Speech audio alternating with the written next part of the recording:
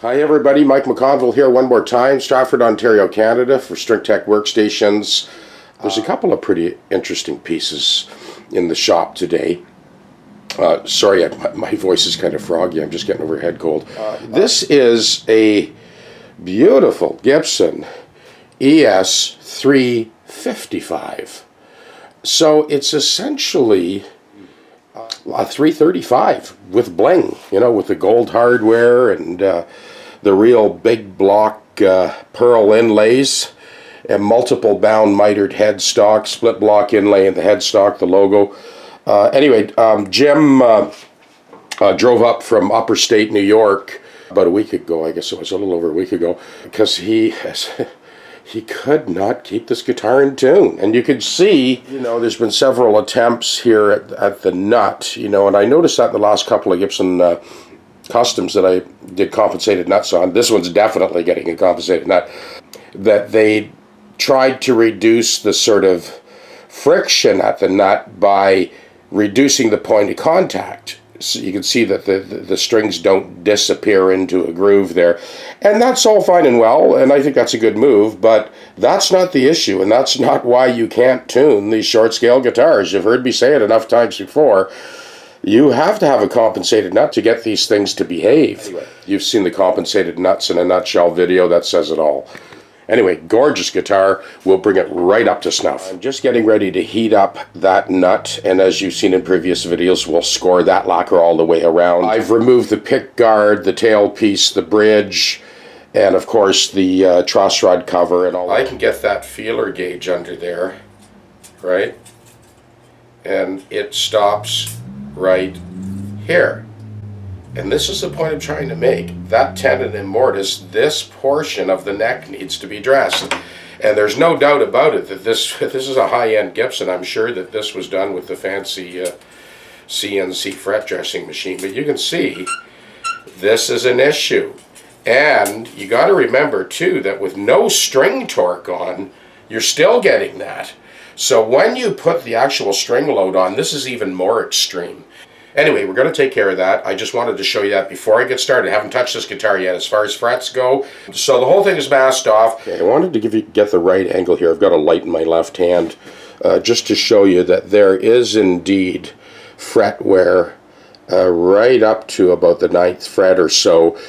So those little divots in the fret, they'll all disappear too. Another reason that we remove the nut, other than the fact that we're making a compensated nut, is that it gives me a clean go right from the 1st fret, full length of the fingerboard to get this perfectly level. This is all done by hand on the tech deck. Now, in preparation to cleanly remove that nut, the nut itself was heated for 4 minutes with a hairdryer on hot. What that does is it softens the lacquer. It makes it less brittle. I have scored across the leading edge of that nut with a razor knife that was heated up on the buffer. And I know you've seen this in other videos, but I'm showing it again. I have scored the underside with a hot knife, and then 2 little strokes up and up. Same thing on the other side. Now when we split the nut and we go to heat it up again, when we pull it out, we're not going to take any lacquer. So this is our first saw cut across the center of the nut. We have a blade that is 10 thou in thickness. So I'm just keeping that on center. Then we'll move up to a slightly thicker blade. All right, now we've moved up to your regular fret saw, 22 thou kerf, and basically follow that center line that we cut with the thinner blade. Now the tooth set on this Japanese saw is a little bit wider again, so we've opened up that slot a little bit more. Because the blade is so flexible, I sandwiched the blade in between a couple of pieces of pine just to kind of stiffen it up while I made my cut. Now that the cut has been made, the wider cut, now I can take these clamps off because the blade itself will drop right into that predetermined slot, and we're going to get right down just above the glue line on the floor of the nut. Okay, you can see how close we are. We're getting just about down to the glue line. Now we're ready to heat up the nut and gently remove it. We've scored the nut all the way around so we don't chip off any lacquer. We're ready to reheat it now for a second time and then gently extract it from the guitar. Thank God for antibiotics and Advil. So for anyone who thinks this is easy money, this is one that came out like an impacted tooth, came out in pieces. But the most important thing is the end result. That came out right on the glue joint.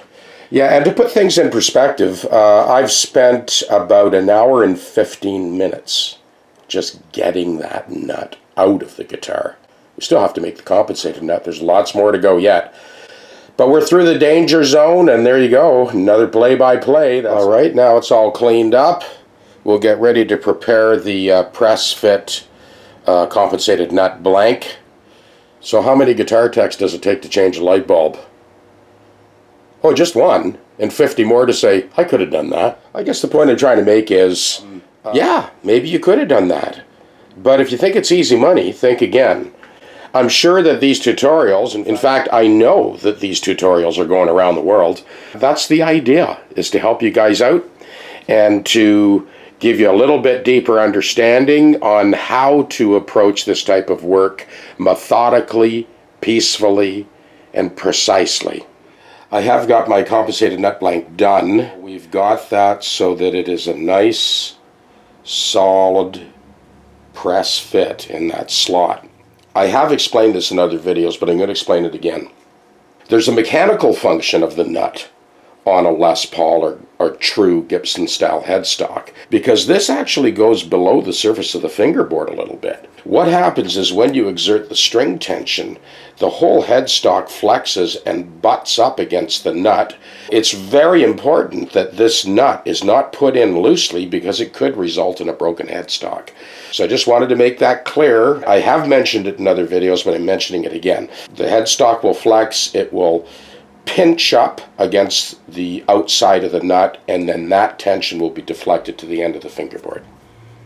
All of the final values for the intonated nut will be done after the strings have been evenly spaced, but we are not gluing the nut in yet. I have the fretwork to take care of. We're going to do that fret dress, get rid of these wear marks here, but more importantly, get rid of that little skip up at the top end that I showed earlier in the video.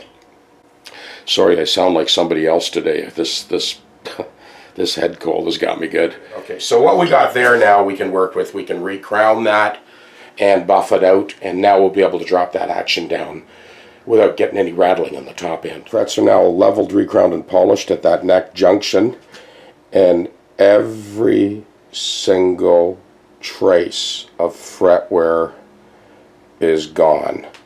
All the crowns are back to center, and now we can get on with the rest of the job. So here's the acid test, right? Remember that feeler gauge earlier on in the video? Well, here's a 2 thou feeler gauge. It's not going anywhere. Let's move to the center. Nope. We live in a time where the world's most powerful governments live in fear of the corporate agenda. We're told that bigger is better. But you know something?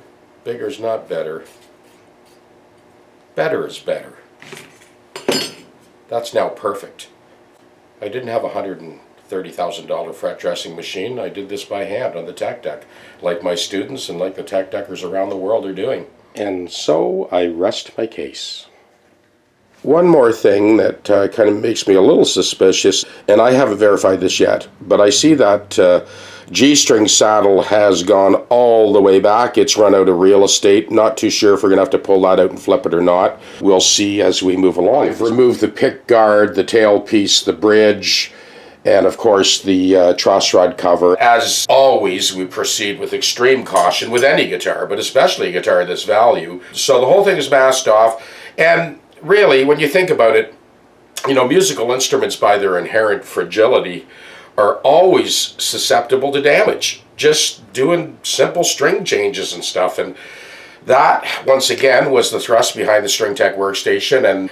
And I shout out a thanks again to all the people around the world who basically ordered their workstations cold call from Australia and Denmark and England, and of course clean across the United States. We're very excited about the new workstations. I've had a few people emailing me already, the sort of portable version that folds up into a case. We are expecting to have these ready, probably going to be mid-May. Anyway, we'll keep you posted as we get closer with those, and I'll do a full video reveal when they're ready to go. Well, to appease the contingent of people that feel that the guitar needs to be in playing position for final setup, I've done that with this G&L guitar.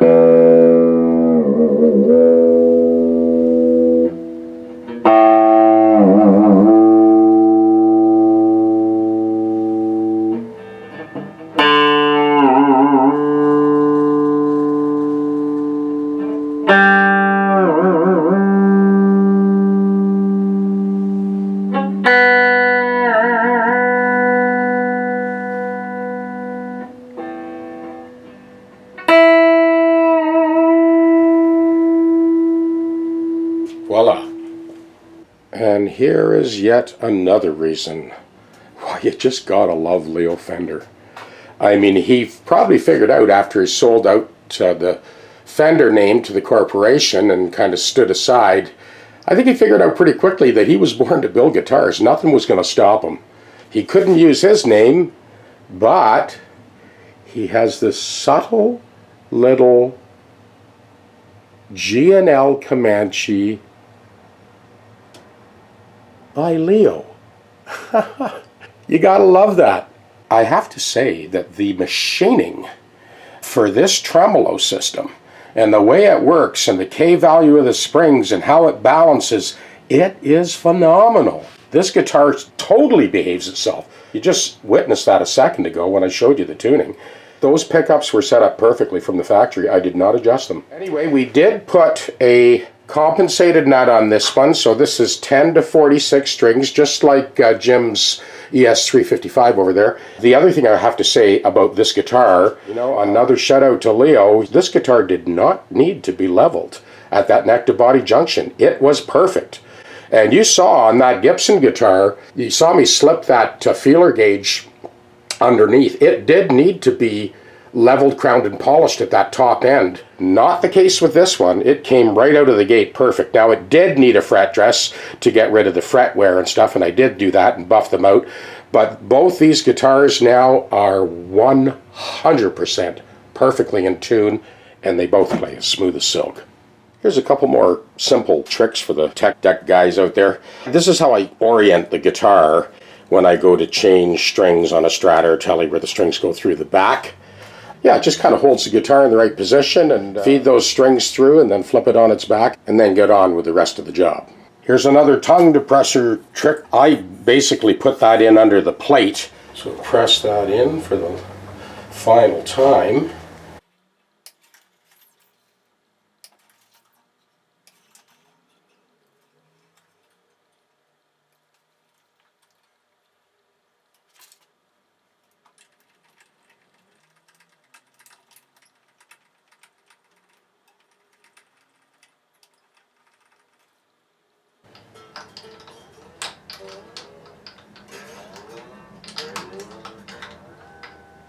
Well, sure enough, that G-string saddle had to be taken out, flipped 180, and then reinstalled. Great. So it's just that one saddle needed to be flipped. Of course, it needs to be re-notched because the notch is not on center now. So I put that piece of tape across the saddle to sort of keep me in line with the pole pieces, and I'll just barely breeze across that, and then we'll have enough adjustment in that saddle to intonate that G-string. For all my regular subscribers, you probably figured out by now, I do like to cut to the quick and get the message across concisely and precisely without a lot of fuss and muss. We're covering quite a bit in this video, so this is going to be a little bit longer video than I normally do. Both guitars are done. This G&L Comanche is done, and I'm just going to run through it. We'll show you exactly how this guitar tunes.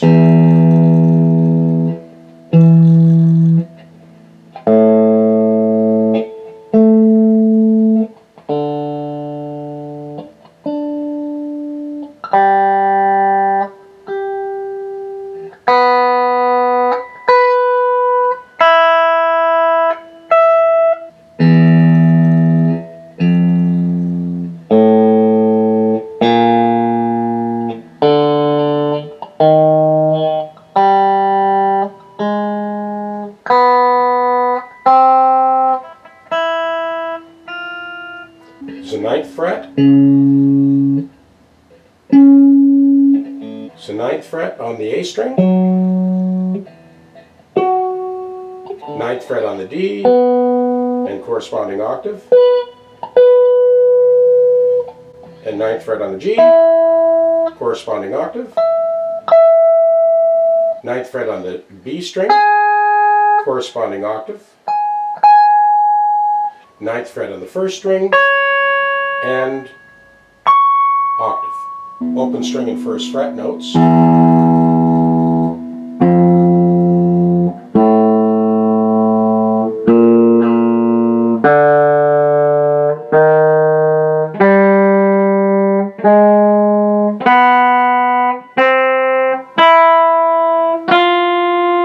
We'll go with our 7th fret note and 19th fret.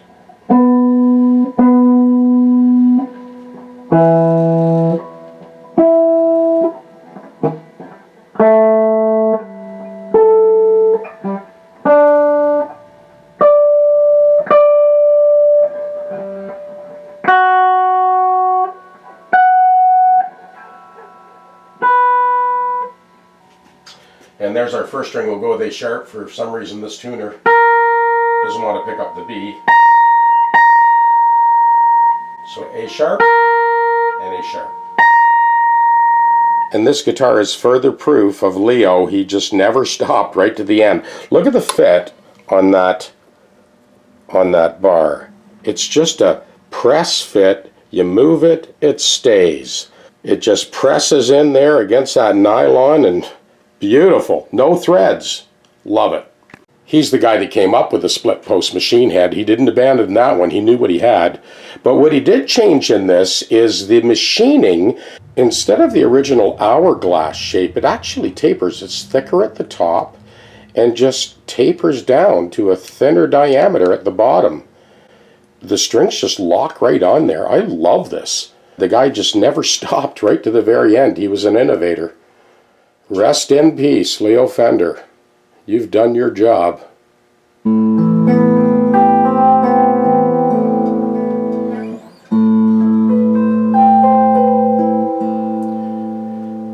Even though the guitar is now more popular than all musical instruments combined, guitar players still deal with the tuning issue constantly. The manufacturers are not necessarily to blame. There's so many variations on a theme. Some people like heavy strings, light strings, high action, low action, E-flat tuning, open tunings. So because there's so many variations, any manufacturer that's doing volumes of instruments needs to err on the side of caution and leave the action a little high and leave the nut a little high. Now with a compensated nut, all those first position chords are perfectly in tune.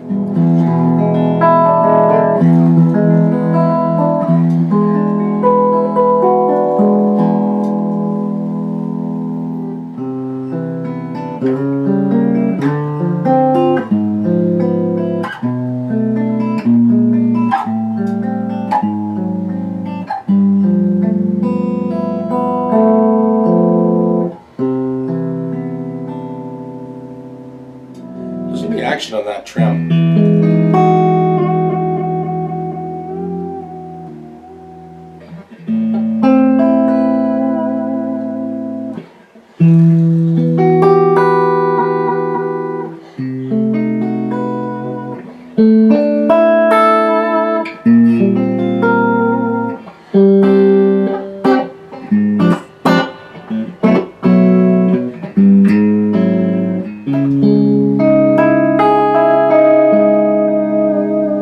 Right along with this 46 J-45.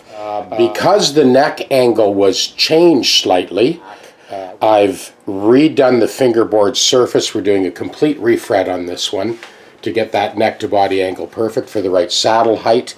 And I have cleaned up that through route slot.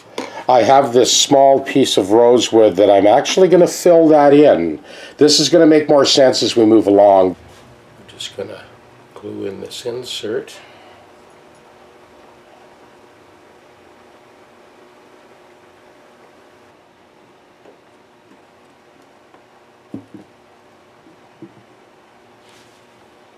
You'd have to be an old-timer to recognize what these are.